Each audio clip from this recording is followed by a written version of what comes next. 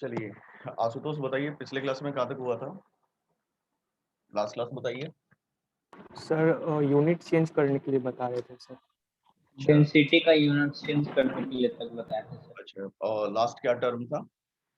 तो लास्ट जो बताए थे वो क्या टर्म था? Hectometre cube. मतलब वॉल्यूम था, डेंसिटी था? डेंसिटी तक बता दिए थे ना? ये सर डेंसिटी था। चलिए, आप राजशेखर बताइए, आप किस स्कूल से थे? 10th। राजशेखर आवाज आ रही है? माइक ऑन करके बात कीजिए।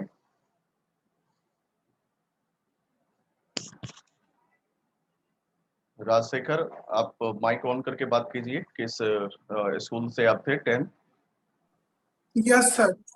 हाँ, किस स्कूल से 10th आप थे? सर पटना सन माइकल स्कूल से सर। अच्छा, पटना सेंट माइकल स्कूल से। तो कुछ बेसिक केमिस्ट्री का शुरू वाला इंट्रो मतलब पढ़े हैं क्या? स्टडी सेल्फ स्टडी किए हैं 11th का शुरू जो नहीं नहीं सर। अच्छा, तो कोई बात नहीं, आपके लिए जो है हम अलग से थोड़ा सा टाइम अरेंज करेंगे, समझ गए? आप यस उसमें सर। थोड़ा सा पिछला टॉपिक सब डिस्कस कीजिए, ओके डिस्कस सर। कीजिएगा। और देखिए, एकदम माइक ऑन करके बेहिचक बात करना है। जैसे कि देखें, अभी आशुतोष बात किया, पुनीत बात किया, एकदम बेहिचक बात करना है, कुछ भी तुरंत यस एकदम सर। लाइव क्लास की तरह, लाइव क्लास की तरह ऑन कीजिए, बात कीजिए। तो चलिए, आज जो बता रहे हैं राजशेखर ध्यान से समझिए, और जहां भी कंफ्यूजन रहे तुरंत माइक ऑन कीजिए, बात कीजिए।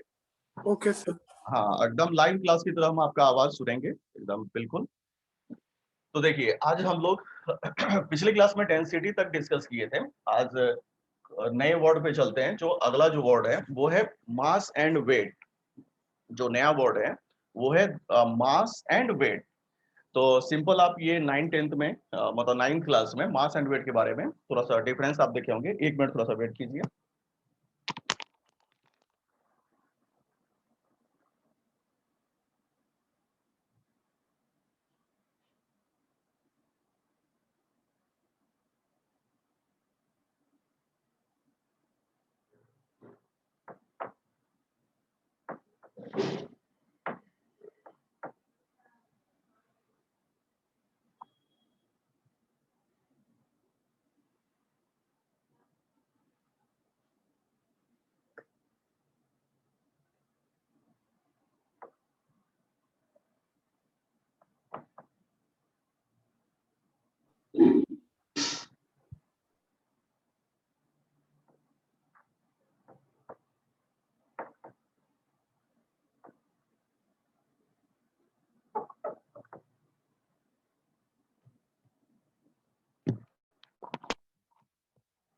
तो देखिए, दो वर्ड है, मास and wait.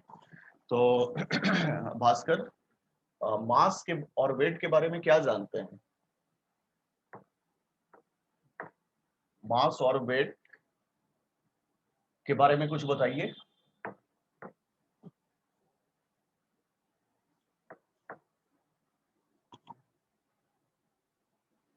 Bhaskar, mass and wait के बारे में कुछ, कि मास और वेट क्या होता है? सर दोनों तो लगभग सेम ही रहते हैं। आशुतोष, क्या सेम होता है दोनों, मास एंड वेट?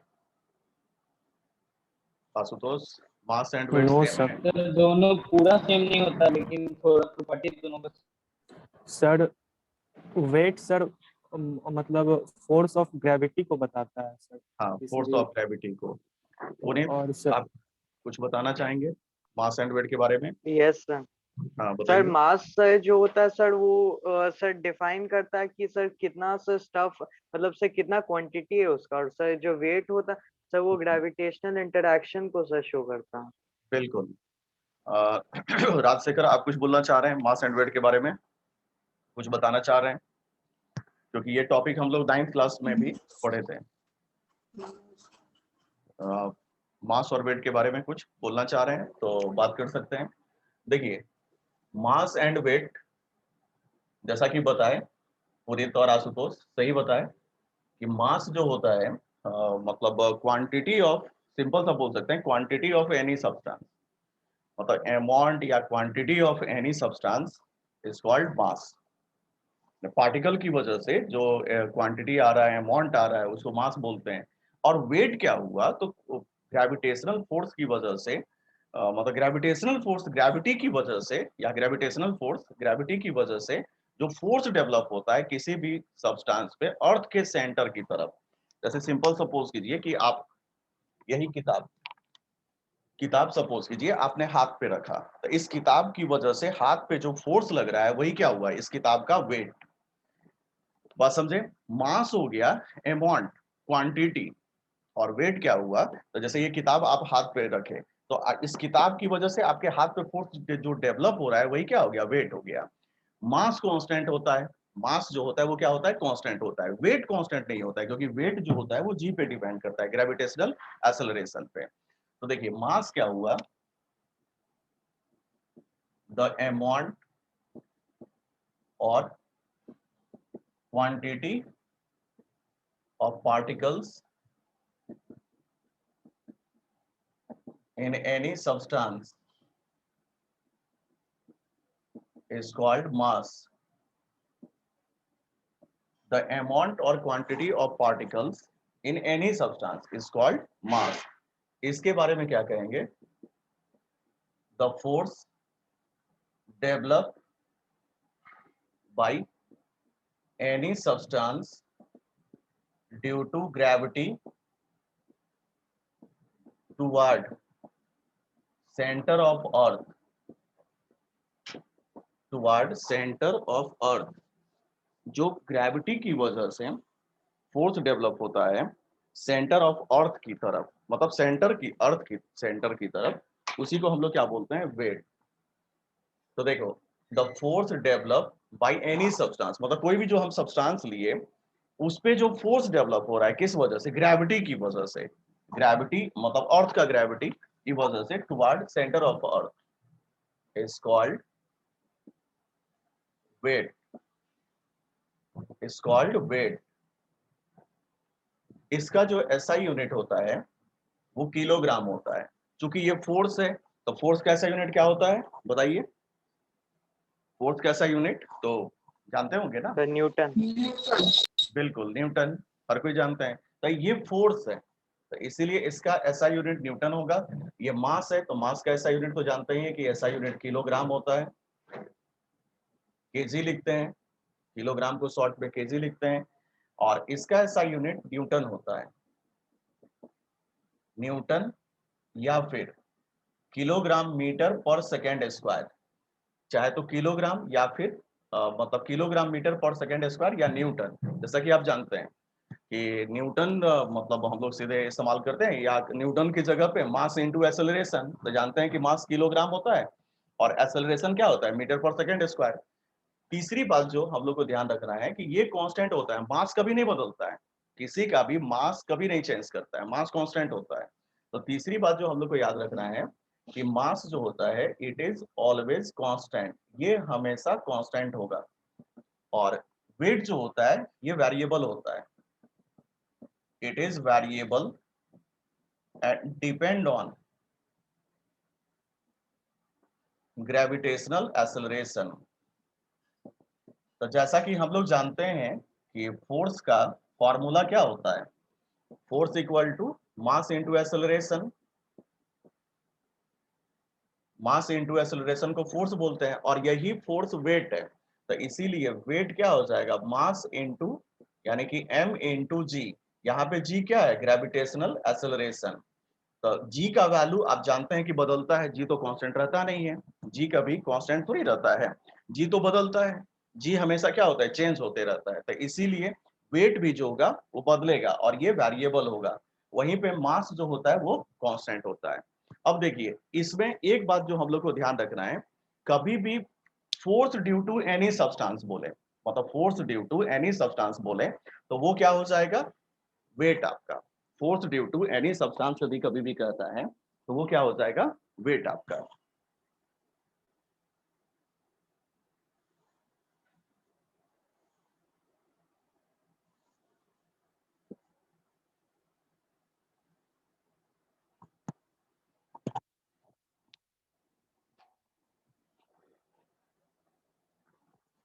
तो यहाँ एक बात हम लोग ध्यान रखेंगे कि फोर्स ड्यू टू, जैसे मान लीजिए इस किताब की वजह से फोर्स पूछे, ध्यान से सुनिएगा, मान लीजिए किताब की वजह से फोर्स पूछे, तो इसका फोर्स क्या हो जाएगा, वेट। मतलब कि हम लोग इस तरह से ध्यान रखेंगे, फोर्स ड्यू टू मास, मतलब फोर्स जो होगा मास की वजह से वो वेट के बराबर। कभी भी कहीं पे भी फोर्स ड्यू टू मास पूछे, फोर्स ड्यू टू मास, तो आप समझ जाइए कि आपको वेट कैलकुलेट करना है, क्योंकि फोर्स ड्यू टू मास जो डेवलप होता है वो क्या हो जाता है, वेट हो जाता है। तो ये आपको मास और वेट के बीच में डिफरेंस हुआ। तो किन्हीं को बात करनी है, आशुतोष, राजशेखर, कुछ बात करनी है इस पे, कुछ डॉट है, नो सर। पूछिए। किन्हीं को कुछ बात करनी है इसमें तो आप बात कर सकते हैं। तो देखिए अभी हम लोग मास और वेट के बारे में पढ़े, अब जो अगला जो टॉपिक पढ़ना है सिलेबस में हम लोग को वो है प्रेशर। वो अगला शब्द है प्रेशर। तो पुनीत बताइए प्रेशर किसको बोलते हैं? सर प्रेशर सर हो गया sir, force applied on mass unit. Force apply, सही जा रहे हैं, थोड़ा सा आगे सोचिए, सही आ जाएगा। Yes sir. सर पर मीटर स्क्वायर। Yes sir. हाँ, पर मीटर स्क्वायर। तो पर मीटर स्क्वायर क्या हो गया? सर यूनिट नहीं, क्वांटिटी कौन सा हुआ? लेंथ, एरिया, वॉल्यूम, क्या हुआ metre square? Sir length metre square है, गौर से सुनिए। सर वेट हुआ सर, सॉरी वॉल्यूम। फिर आप लोग घबरा रहे हैं, मीटर स्क्वायर एरिया होगा सर। एरिया हुआ, बिल्कुल, मीटर स्क्वायर एरिया हुआ। तो देखिए प्रेशर क्या होता है, force per unit area is called pressure. तो इसको इरेज कर रहे हैं, ये स्क्रीनशॉट लेना चाह रहे हैं तो स्क्रीनशॉट ले लीजिए आगे बढ़ने से पहले।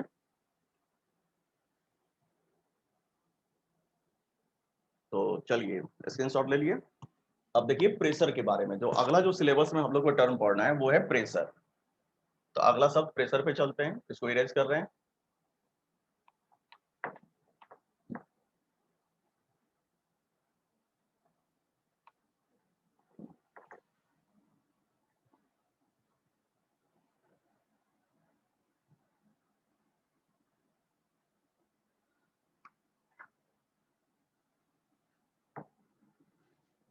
देखिए प्रेशर किसको कहा जाता है, तो फोर्स पर यूनिट एरिया को, मतलब सबसे पहले जो प्रेशर का जो बेसिक डेफिनेशन है वो force per unit area is called pressure.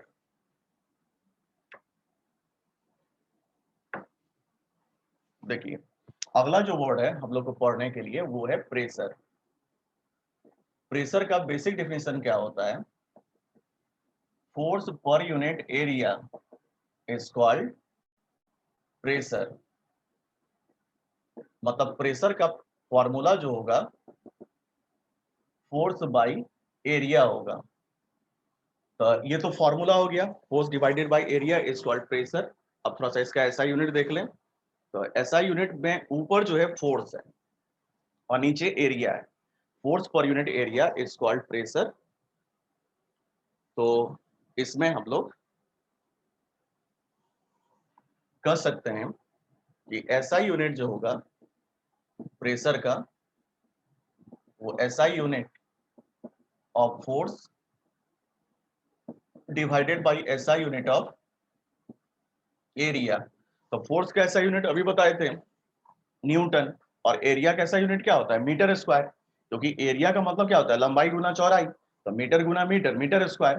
तो ऐसा यूनिट ऑफ फोर्स न्यूटन होता है और एरिया मीटर स्क्वायर, मतलब न्यूटन पर मीटर स्क्वायर। यहाँ पे हम लोग को ध्यान रखना है न्यूटन पर मीटर स्क्वायर को पास्कल कहा जाता है, मतलब न्यूटन पर मीटर स्क्वायर की जगह पे पास्कल लिख सकते हैं। मतलब जो ऐसा यूनिट जो हुआ प्रेशर का वो न्यूटन पर मीटर स्क्वायर या पास्कल। तो एक तो ये हुआ। दूसरा जो फॉर्मूला होता है प्रेशर का वो सुनिए, एक तो ये हुआ force per unit area is called pressure. दूसरा जो होता है प्रेशर का फॉर्मूला, देखिए क्या होता है, pressure equal to rho G H. इसमें तीन फैक्टर्स हैं, रो डेंसिटी, रो का मतलब डेंसिटी, जी का मतलब अभी जानते ही हैं, अभी बताया गया था ग्रेविटेशनल एक्सेलरेशन, और H मतलब हाइट। तो एक ये फॉर्मूला है रो जी एच। अब हम लोग को ये सोचना है कि ये फॉर्मूला और ये फॉर्मूला सेम है। तो चलिए प्रूव करते हैं। मतलब हमने ये जो लिखा फॉर्मूला और ये जो लिखा वो अलग नहीं है, दोनों फॉर्मूला सेम है। मतलब प्रेशर का रो जी एच या फिर फोर्स बाय एरिया एक ही है। इसको हम लोग प्रूव करते हैं। मतलब रो जी एच लिखना या फिर फोर्स बाय एरिया लिखना कैसे सेम है। तो चलिए यहां से शुरुआत करते हैं। Pressure equal to rho G H है। रो मतलब डेंसिटी। भास्कर बताइए डेंसिटी मतलब क्या होता है? डेंसिटी का फॉर्मूला क्या होता है? Sir ratio of mass and volume. Mass and volume, बिल्कुल। तो हम लोग डेंसिटी की जगह पे मास बाय वॉल्यूम लिख दिए इंटू जी इंटू एच। अब देखिए हम लोग वॉल्यूम की जगह पे लंबाई गुना चौड़ाई गुना ऊंचाई लिख सकते हैं। आप जानते हैं कि वॉल्यूम का मतलब क्या होता है? लंबाई गुना चौड़ाई गुना ऊंचाई लिख सकते हैं। तो लिख दिए इंटू जी इंटू एच। एच से एच कट गया। अब देखिए ऊपर में मास इंटू जी है और नीचे में लंबाई गुना चौड़ाई है। लंबाई गुना चौड़ाई क्या होता है पुनीत? लंबाई गुना चौड़ाई, रेक्टेंगल। हाँ बोलिए। लंबाई गुना चौड़ाई, लेंथ इंटू ब्रेथ क्या होता है? सर रेक्टेंगल का सर फॉर्मूला। क्या चीज का? सर सर एरिया एरिया का सर, होगा एरिया सर। Of rectangle. बिल्कुल एरिया हुआ ना ये। यस। और मास इंटू ग्रेविटेशनल एक्सेलरेशन क्या होता है? अभी कुछ देर पहले बताए थे, वेट। और वेट का मतलब फोर्स, अभी बताए थे ना। मास इंटू ग्रेविटेशनल एक्सेलरेशन क्या होता है? वेट। और वेट एक फोर्स हुआ। तो हम लिख सकते हैं कि फोर्स मास इंटू ग्रेविटेशनल, ये जी की जगह पे, और लंबाई गुना एरिया। तो देखिए प्रूफ हो गया कि प्रेशर रो जी एच और फोर्स बाय एरिया सेम है। एक बार फिर से देखिए, प्रेशर इक्वल टू क्या लिखे? रो जी एच, दूसरा फॉर्मूला। अब जैसे हमने दो फॉर्मूला आपको बताया प्रेशर के बारे में। एक बताया कि प्रेशर जो होता है वो फोर्स बाय एरिया होता है, force per unit area is called pressure. दूसरा क्या बताया? Density into gravitational acceleration into height. Density into gravitational acceleration into height. अब जैसे हम लोग को ये प्रूफ करना है कि ये फॉर्मूला और ये फॉर्मूला सेम है, मतलब दोनों फॉर्मूला सेम है। तो रो जी एच, रो क्या होता है? Mass by volume. डेंसिटी क्या होता है? Mass divided by volume. Ji H, तो मास और जी और वॉल्यूम की जगह पे लंबाई गुना चौड़ाई गुना ऊंचाई लिखे। ऊंचाई से ऊंचाई कट गया, एच से एच कट गया, बचा क्या? लंबाई गुना चौड़ाई। तो लंबाई गुना चौड़ाई जो होता है वो एरिया होता है, रेक्टेंगल का चाहे जिसका भी है तो एरिया। और ऊपर में हम लोग मास इंटू ग्रेविटेशनल की जगह पे जानते हैं कि वेट होता है। मास इंटू जी क्या होता है? वेट। तो ये हो गया फोर्स, मतलब force per unit area pressure. इसमें कुछ पूछना है? समझ में आया या कंफ्यूजन है तो बात कीजिए। आशुतोष समझ में आ गया ये? Yes sir. पुनीत कुछ पूछना यस है? सर। नहीं सर। राजशेखर ये समझे ये टॉपिक क्या बताया यस गया? सर। Yes sir. तो अब देखो, अब अगला शब्द हम लोग को क्या सीखना है। अगला शब्द है एटीएम। एटीएम स्मॉल में, कैपिटल में नहीं। कैपिटल में लिखा रहता है एटीएम और स्मॉल में लिखा रहता है, तो दोनों में क्या फर्क है? ये कैपिटल वाला एटीएम कहाँ लिखा हुआ देखते हैं? कहीं देखे हैं कि नहीं देखे हैं? यस कहाँ देखे हैं? बैंक। सर। सर हाँ कैश, एटीएम मशीन। हाँ बिल्कुल, इसको बोलते हैं capital bank. Automatic teller machine. ATM automatic teller machine capital में। लेकिन जब स्मॉल में लिखते हैं तो इसको बोलते हैं हम लोग atmospheric pressure. Atmospheric pressure. ATM small में लिखा हुआ, ध्यान से सुनिएगा। एटीएम जब स्मॉल में लिखा हुआ रहता है तो इसको बोलते हैं एटमॉस्फेरिक प्रेशर। अब एटमॉस्फेरिक प्रेशर, तो सवाल उठता है कि एटमॉस्फेरिक प्रेशर का क्या मतलब होगा। तो बताइए एटमॉस्फेयर में क्या है? एटमॉस्फेयर में क्या प्रेजेंट है? एयर। एयर। तो एयर की वजह से जो प्रेशर होगा उसी को क्या कहा जाएगा? Atmospheric pressure. आई बात समझ में? देखिए हमने एटीएम का मीनिंग क्या बताया, एटमॉस्फेरिक प्रेशर। तो एटमॉस्फेरिक प्रेशर मतलब क्या कि एटमॉस्फेयर की वजह से, और एटमॉस्फेयर में क्या प्रेजेंट है, air. The pressure due to air is called atmospheric pressure. अब ये बताइए कि एयर के पास मास है कि नहीं, एयर के पास मास है कि नहीं? Yes sir. तो मास की वजह से फोर्स डेवलप होगा, और फोर्स की वजह से प्रेशर डेवलप होता है, क्योंकि प्रेशर इक्वल टू क्या होता है, फोर्स बाई एरिया। अब फोर्स किस वजह से डेवलप होता है, तो मास की वजह से, क्योंकि मास की वजह से वेट आता है। अभी कुछ देर पहले पढ़े थे ना कि मास की वजह से वेट आता है। तो इसी तरह से एयर की वजह से प्रेशर जो डेवलप होता है उसी को हम लोग बोलते हैं एटमॉस्फेरिक प्रेशर।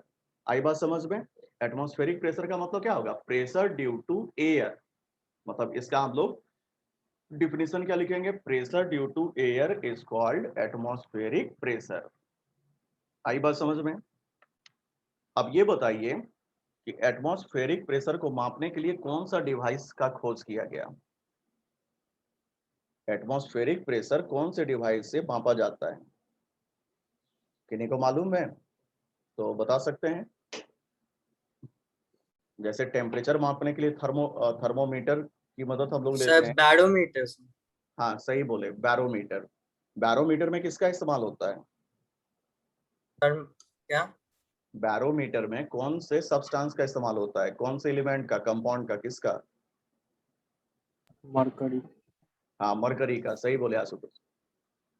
हाँ और पुनीत भी सही बताएं, बैरोमीटर का इस्तेमाल किया जाता है प्रेशर, एटमॉस्फेरिक प्रेशर मापने के लिए। और एटमॉस्फेरिक प्रेशर क्या हुआ, प्रेशर ड्यू टू एयर।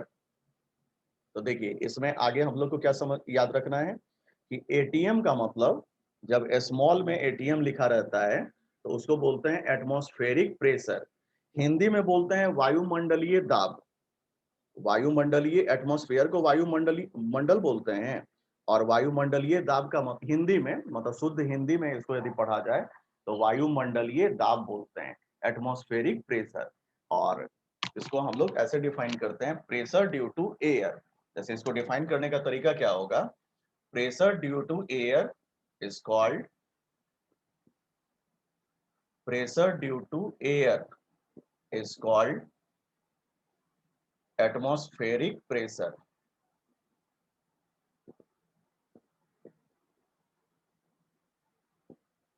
ये बात समझे? अब एटमॉस्फेरिक प्रेशर को पता करने के लिए कौन सा डिवाइस आया, बैरोमीटर में।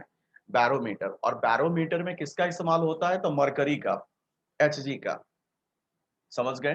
तो हम लोग को आगे इसमें याद रखना है कि barometer, barometer is used for calculation या measurement of atmospheric pressure, calculation या मेजरमेंट ऑफ एटमॉस्फेरिक प्रेशर। जिसमें किसका इस्तेमाल होता है, तो मरकरी का। तो पहले तो यहाँ तक स्क्रीनशॉट ले लीजिए, पहले यहाँ तक इसको सेव कर लीजिए, फिर अब बैरोमीटर के बारे में बताते हैं। सेव कर लिए इसको। Yes sir. तो बैरोमीटर जो होता है ये आपको मरकरी का इस्तेमाल होता है बैरोमीटर में। तो देखिए इसको इरेज कर रहे हैं पहले।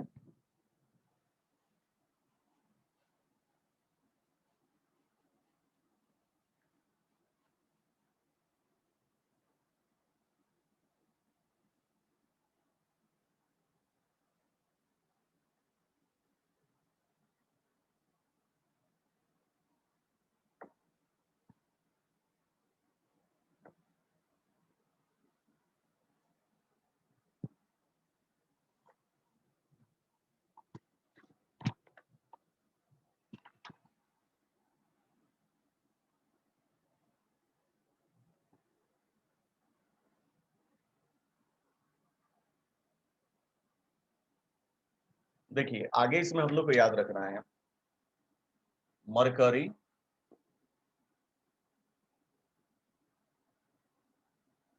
Hg is used in barometer ये जैसे थर्मोमीटर में आप देखते हैं कि थर्मोमीटर में टेम्परेचर कैसे पता करते हैं कि पहले थर्मोमीटर को मरकरी लेवल कहाँ ले आते हैं, थर्मोमीटर से कभी टेम्परेचर मापे हैं कि नहीं, Yes, sir. तो मरकरी लेवल पहले Yes, कहाँ sir. ले आते हैं, सर Sir, zero, 98, 99, 96, 90। बॉटम में, पहले बॉटम में ले आते हैं, नीचे नहीं, ऐसे ऐसे करके देखते होंगे, ऐसे ऐसे करके यस सर, पहले मरकरी लेवल कहाँ ले यस आते हैं, सर, नीचे। फिर क्या करते हैं कि हम लोग मतलब कि ओरली या फिर मतलब कि बॉडी का लेना है तो देखते होंगे कि यहाँ रखते हैं, या फिर ओरली यदि मतलब कि इन बॉडी का टेम्परेचर लेना है तो मुंह में रखते हैं थर्मोमीटर को। अब जैसे जैसे टेम्परेचर बढ़ता है तो मरकरी का लेवल क्या होता है, आगे भागता है। जैसे 97 98 पे पहुंच गया तो हम लोग बोलते हैं कि 97 98 डिग्री फ़ारेनहाइट है। मान लीजिए कि उससे आगे 100 पे पहुंच गया तो बोलते हैं कि 100 डिग्री तुमको फीवर है, 100 डिग्री फ़ारेनहाइट बोलते हैं कि नहीं, कि नहीं तुमको फीवर आ गया है। नॉर्मल टेम्परेचर कितना होता है, 97 98 यही होता है एवरेज बॉडी का टेम्परेचर। उससे ज्यादा यदि हो जाता है तो हम लोग क्या बोलते हैं कि फीवर आ रहा है। सेम उसी तरह से इसमें क्या होता है कि मरकरी का इस्तेमाल किया जाता है, तो मरकरी जो रहता है वो नीचे रहता है, और जैसे जैसे प्रेशर बढ़ेगा इसका हाइट क्या होगा, ऊपर उठेगा। जस्ट लाइक थर्मोमीटर, थर्मोमीटर में कैसे ऊपर मतलब हाइट मरकरी कॉलम का बढ़ता है, सेम उसी तरह से जब इसमें मरकरी कॉलम का हाइट 76 सेंटीमीटर हो जाए, तो देखिए लिखने का तरीका ये है 76 सेंटीमीटर ऑफ एच, और ये चीज आपको दिमाग में सेट कर लेना है कि जब मरकरी कॉलम में मरकरी कॉलम का हाइट ऊंचाई कितना हो जाए 76 सेंटीमीटर, तो इसको मेजरमेंट किया गया 1 ATM। मतलब इस वैल्यू को कहा गया 1 ATM। मतलब आपको ये दिमाग में याद रखना है कि 1 ATM का मतलब बैरोमीटर में 76 सेंटीमीटर ऑफ एच होगा। मतलब ये याद रखना है आपको कि जैसे थर्मोमीटर में बोलते हैं ना कि इतना ऊंचाई पे आ गया तो 100 डिग्री, इतना ऊंचाई पे आ गया तो 101 डिग्री, बोलते हैं कि नहीं बोलते हैं। एक्सपेंशन से, मरकरी के फैलाव से, जैसे उसमें क्या होता है मरकरी एक्सपेंड करता है, फैलता है। सेम उसी तरह से इसमें जब मरकरी कॉलम का हाइट ऊंचाई कितना हो जाए 76 सेंटीमीटर, तो उसको क्या कहा गया 1 एटमॉस्फेरिक प्रेशर। मतलब अभी जो है हम लोग पे जो प्रेशर लग रहा है, और यहाँ पे यदि हम बैरोमीटर रखेंगे, बैरोमीटर का कॉलम, तो उसमें मरकरी का ऊंचाई कितना हो जाएगा। जैसे यहाँ पे हम लोग यदि मान लो कि बैरोमीटर रखेंगे तो उसमें मरकरी का ऊंचाई कितना होगा, यहाँ पे 1 ATM लगता है तो कितना ऊंचाई होगा। सर वो एग्जैक्ट थोड़ी ना है सर, वो तो वैरी करता है। हाँ वैरी करता है, लेकिन हम लोग मान के चलते हैं कि 1 ATM प्रेशर लग रहा है। मतलब हम लोग पे कितना प्रेशर लग रहा है 1 ATM मान करके चलते हैं। तो 1 ATM यदि लगभग यहाँ पे प्रेशर लग रहा है तो कितना मरकरी कॉलम का ऊंचाई होगा 76 सेंटीमीटर। 76 सेंटीमीटर, इसको मिलीमीटर में कितना होगा, 760 mm। बिल्कुल 760 mm। तो 1 ATM जो हुआ वो 76 सेंटीमीटर HG या 760 mm HG। अब इसके अलावा 1 ATM equal to 1.013 into 10⁵ pascal होता है। मतलब 1 ATM इक्वल टू इतना पास्कल। पास्कल तो जानते हैं ऐसा यूनिट, अभी बताए थे कुछ देर पहले। तो ये पास्कल और एटीएम का रिलेशन हुआ कि 1 ATM equal to 1.013 into 10⁵ pascal होता है। यही जो है बार में रिलेशन 1.013 बार होता है। तो बताइए कि ये, हाँ बार भी प्रेशर का यूनिट है। देखिए प्रेशर के बहुत सारे यूनिट है, उसमें एक बार भी यूनिट होता है, पास्कल भी होता है। अब ये बताइए इन दोनों में क्या रिलेशन है, बार और पास्कल में, इसको देख करके 1 बार इक्वल टू कितना पास्कल हो जाएगा बताइए। 1 बार इक्वल टू कितना पास्कल होगा।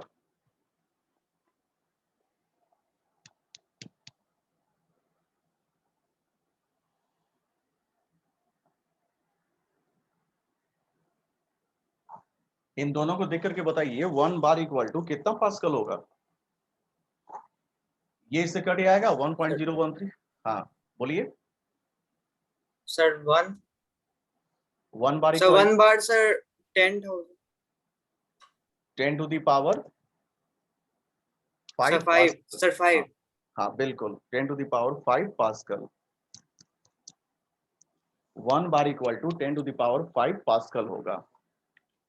देखिए इन दोनों को इक्वेट करके हम लोग यहां से एक नया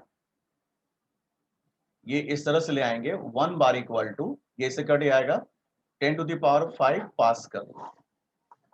समझ गए? तो ये आपको याद रखना है, मतलब कन्वर्सन के लिए। अब जैसे ऐसे लिखा हुआ है, ये सवाल आपको मिला, convert 56 centimetre of Hg pressure into ATM pascal bar. ऐसे सवाल मिला कि 56 सेंटीमीटर ऑफ Hg प्रेशर को कन्वर्ट कीजिए ATM में, पास्कल में, बार में। बनाइएगा या बताएं? इसको बता दें या बनाइएगा? सर बता दीजिए। चलिए देखिए 76 सेंटीमीटर कितना होता है?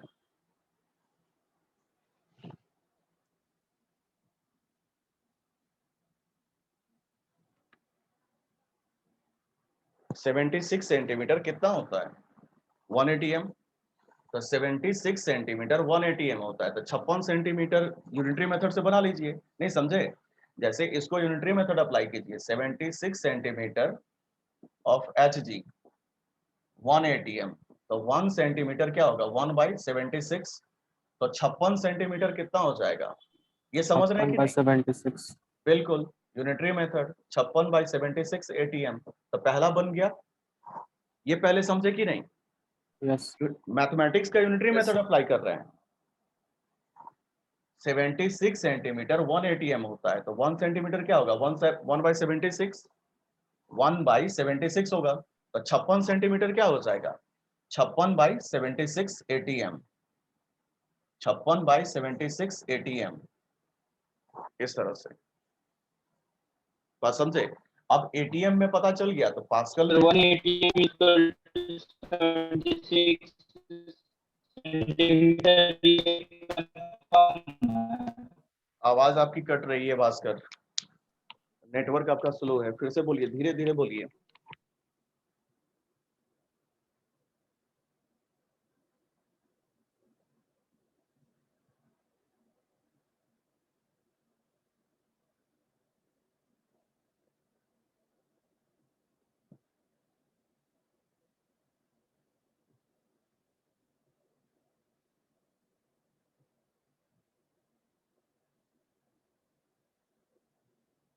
भास्कर कनेक्ट हो गए आपका? हाँ अब धीरे धीरे बोलिए। यस सर, बोल रहे थे कि जो 180 m इक्वल टू 76 सेंटीमीटर है, ये कंफर्म है? मतलब ये हाँ। दिया हुआ है कि आप माने थे? नहीं नहीं, ये फिक्स है, ये कन्वर्सन फॉर्मूला है, ये फिक्स है। इसके हिसाब से आप बदलते रहिएगा। बात समझे भास्कर? क्या बोले? Yes sir. ये फिक्स है, मतलब ये आपको याद रखनी है कि आप कैसे, आप रेक्टेंगल का फॉर्मूला याद रखते हैं, लंबाई गुना चौड़ाई याद रखते हैं ना, उसके बाद जो मेजरमेंट आता है उस पे बना देते हैं। सेम उसी तरह से ये फिक्स है, ये जो इस तरफ लिखे हैं वो फिक्स है। आपको जो भी सवाल मिलेगा उसको इस तरफ से बनाइएगा। तो ऐसे 76 सेंटीमीटर है जी, 180 m है, तो 1 सेंटीमीटर क्या होगा? 1/76। तो 56 सेंटीमीटर क्या होगा? 56/76 ATM, 56/76 ATM। अब ATM में जब पता चल गया तो पास्कल में पता करेंगे। ATM में जब पता चल गया तो पास्कल पे पता करेंगे। चूंकि 1 ATM equal to 1.013 into 10⁵ pascal होता है, तो इसीलिए 56/76 ATM इक्वल टू हम लोग क्या लिखेंगे? ATM की जगह पे इतना लिख देंगे। आ रही है बात समझ में? यस 56/76 गुना ATM। जैसे इसको तो ऐसे लिख सकते हैं ना, 1 ATM, 56/76 ATM को 56/76 आगे कर दीजिए, 1 ATM लिख सकते हैं। और 1 ATM इक्वल टू इतना पास्कल, तो 56/76 गुना 1.013 इंटू 10⁵ पास्कल, ये पास्कल में आ गया। और तीसरा यदि ये दोनों समझ गए हैं तो बार में आप लोग बताइए। यदि ये दोनों समझ में आ गया तो तीसरा कन्वर्सन बार में है। तो बताइए बार में कितना लिखें?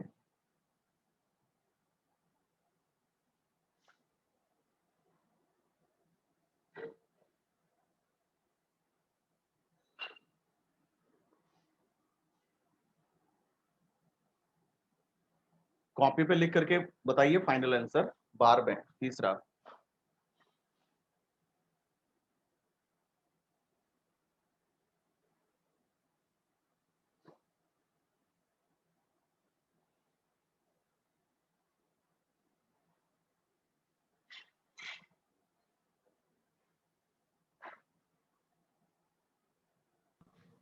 सर 56 divided by 76 into 1.013 होगा। बिल्कुल, जैसे 1 ATM इक्वल टू इतना बार है, 1 ATM इक्वल टू 1.013 बार है, तो इसीलिए 56/76 ATM इक्वल टू क्या हो जाएगा? 56/76 गुना 1.013 बार, 56/76 गुना 1.013 बार, ये हो जाएगा। ये इसमें यदि कंफ्यूजन है, दोबारा समझना है तो पूछिए।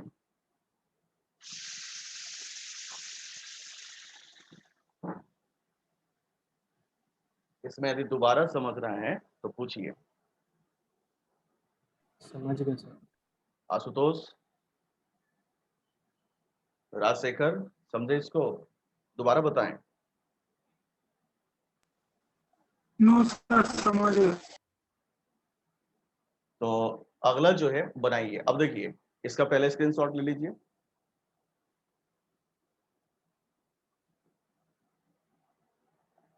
अगला जो सवाल दे रहे हैं उसको बनाइए।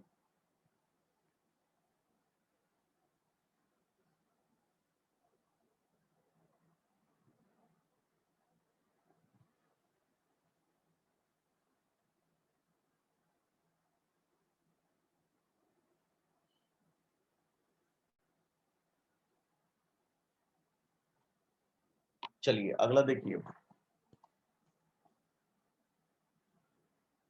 इस बार थोड़ा सा आसान दे रहे हैं।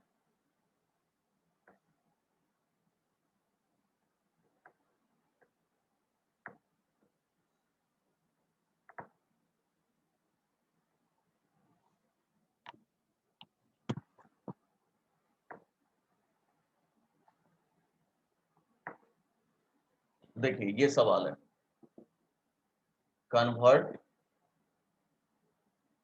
2.5 ATM into centimetre of Hg pascal bar. चलिए इसको बनाएंगे कॉपी पे और एक एक करके आंसर बताइए। सामने में कॉपी लीजिए।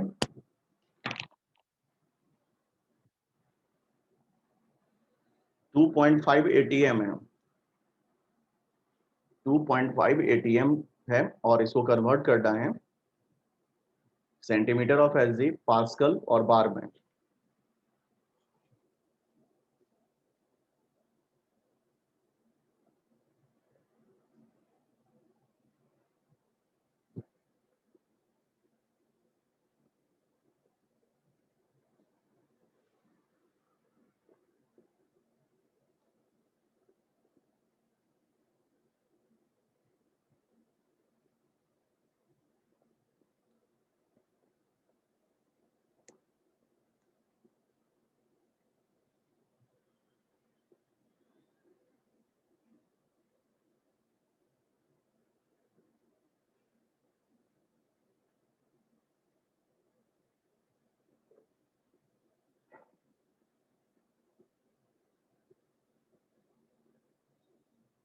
सिंपल सा है, जल्दी बताइएगा।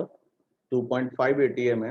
सर फर्स्ट का 152 cm Hg होगा, सेकंड का 2 इंटू 1.031 इंटू 10⁵ पास्कल होगा, थर्ड का 2.5 इंटू 10⁵ पास्कल होगा। थर्ड का नहीं, थर्ड में आप ये थर्ड फिर से सोचिए। 1 ATM इक्वल टू इतना बार है, 1 ATM इक्वल टू 1.013 बार है, इस तरफ तो लिखा हुआ है ही, इस तरफ जो लिखा हुआ है उसके हिसाब से सोचिए।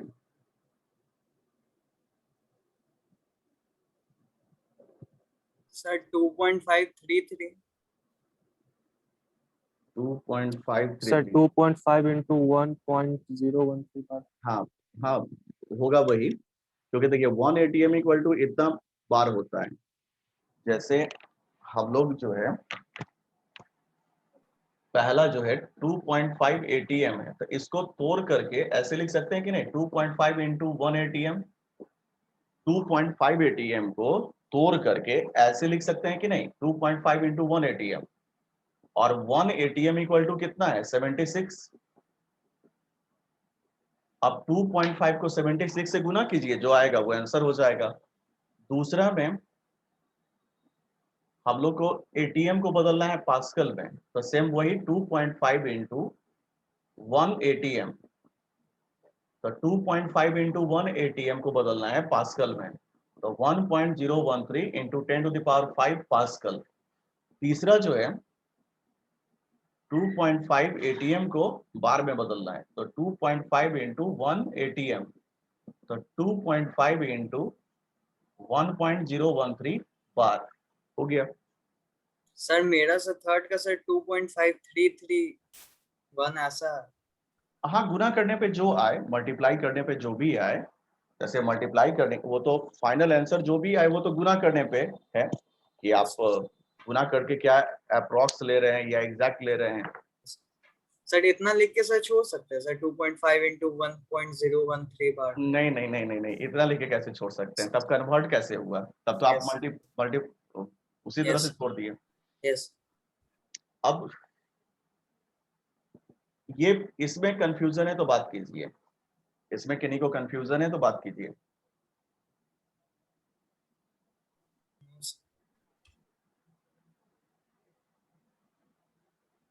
तो अगला दिन सवाल, यस सर। अगला जो है वो देखिए इस तरह से लिखा हुआ है, convert 10 to the power 5 pascal into, इस बार पास्कल को बदलना है, एटीएम में, बार में और सेंटीमीटर ऑफ एचजी में।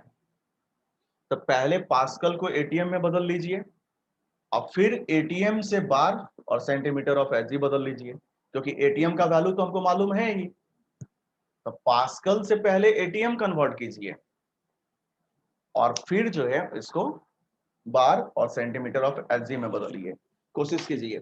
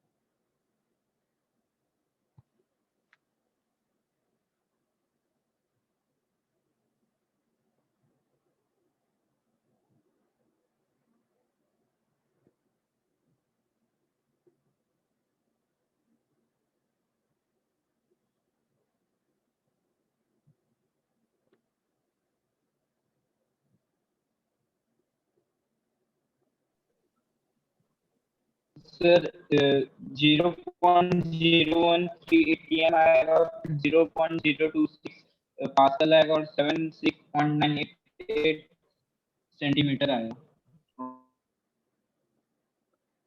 अच्छा देखते हैं, एक मिनट।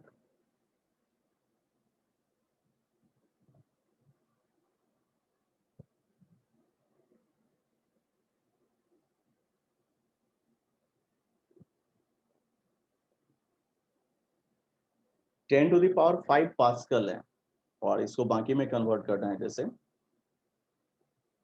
तो सबसे पहले तो हम लोग जानते हैं कि 1 ATM equal to 1.013 into 10 to the power 5 pascal होता है।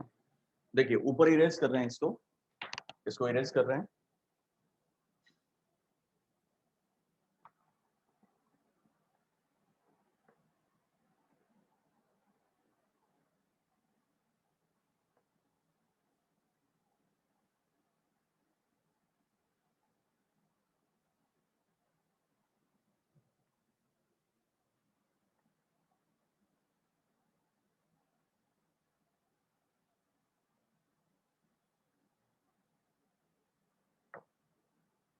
देखो सबसे पहले तो हम लोग जानते हैं कि 1 ATM equal to 1.013 into 10⁵ pascal होता है। तो इसीलिए यदि 1 पास्कल पता करना है, मतलब पास्कल पता करना है, तो इसको इस तरह भेजोगे 1/0.13 इंटू 10⁵ ATM। तो पास्कल और ATM में रिलेशन पता चल गया। अब हम लोग को कितना दिया हुआ है, 10⁵ पास्कल। तो 10⁵ पास्कल को हम लोग 10⁵ इंटू 1 पास्कल लिख सकते हैं, और 1 पास्कल इक्वल टू इतना आया। तो 1/1.013 इंटू 10⁵ ATM, ये इससे कट गया तो कितना आ जाएगा 1/1.013 ATM। तो ये ATM में अब डिवाइड करके जो आएगा वो अपना फाइनल आंसर लिख दोगे। तो ATM में पता चल गया। अब जब ATM में पता चल गया तो बाकी में कन्वर्ट करना तो आसान है, क्योंकि बाकी के लिए तो हम लोग जानते हैं कि डायरेक्ट हमारे पास फॉर्मूला है। तो दूसरा जैसे हमको इसको ये क्या में बदलना है, बार में। तो देखो हम लोग देखें कि 10⁵ पास्कल इक्वल टू 1.013 ATM आया। अब ATM की जगह पे बार लिखना चाह रहे हैं तो कितना लिखेंगे, 1.013 बार। ये समझ रहे हैं कि नहीं? ATM की जगह पे यदि बार लिखना चाह रहे हैं तो लिखेंगे 1.013 बार, क्योंकि 1 ATM इक्वल टू इतना बार होता है। ये इससे कट गया तो कितना आ जाएगा, 1 बार। आया समझ में? अब हम यदि तीसरा 10⁵ पास्कल इक्वल टू 1/1.013 ATM आया। अब ATM की जगह पे सेंटीमीटर लिखना चाह रहे हैं तो कितना लिखेंगे, 76। तो मतलब कि 1/1.013 इंटू 76 सेंटीमीटर ऑफ HG। तो दोबारा सुन लो, फिर से सुन लो क्या क्या किए। सबसे पहले 1 ATM इक्वल टू इतना पास्कल होता है, फॉर्मूला है सामने लिखा हुआ यहाँ पे। अब 1 पास्कल के लिए क्या करोगे, इसको इस तरह भेजोगे, डिवाइड कर दोगे, तो इतना ATM आ गया। हमको पूछ क्या रहा है, 10⁵ पास्कल कितना होगा। सवाल क्या था, पहले तो ये सोचो कि सवाल क्या था। सवाल था 10⁵ पास्कल क्या होगा। तो 10⁵ पास्कल के लिए 10⁵ इंटू 1 पास्कल, और 1 पास्कल इक्वल टू इतना ATM रख दिए ATM में। इसको यहाँ पे रख दिए ATM में। ये इससे कट गया 1/1.013 ATM। फिर ATM की जगह पे बार लिख दिए, तो 1 ATM इक्वल टू 1.013 बार होता है, लिख दिए। ये इससे कट गया 1 बार। अब 10⁵ पास्कल इक्वल टू 1/1.013 ATM। फिर ATM की जगह पे सेंटीमीटर ऑफ HG लिखना है, तो 76 सेंटीमीटर ऑफ HG। आई बात समझ में? तो इस यस तरह सर। का जो है कुछ सवाल और जो है आपको ये आज हम ये भेज देते हैं व्हाट्सएप पे। पिछले दिन तो नहीं भेज पाए थे, लेकिन आज जो है भेज देते हैं। इस तरह का प्रैक्टिस करना जरूरी है। जैसे पिछला दिन भी कुछ जो कन्वर्सन का बोले थे कि प्रैक्टिस करना जरूरी है, वो भी कर लीजिएगा और इसको भी कर लीजिएगा।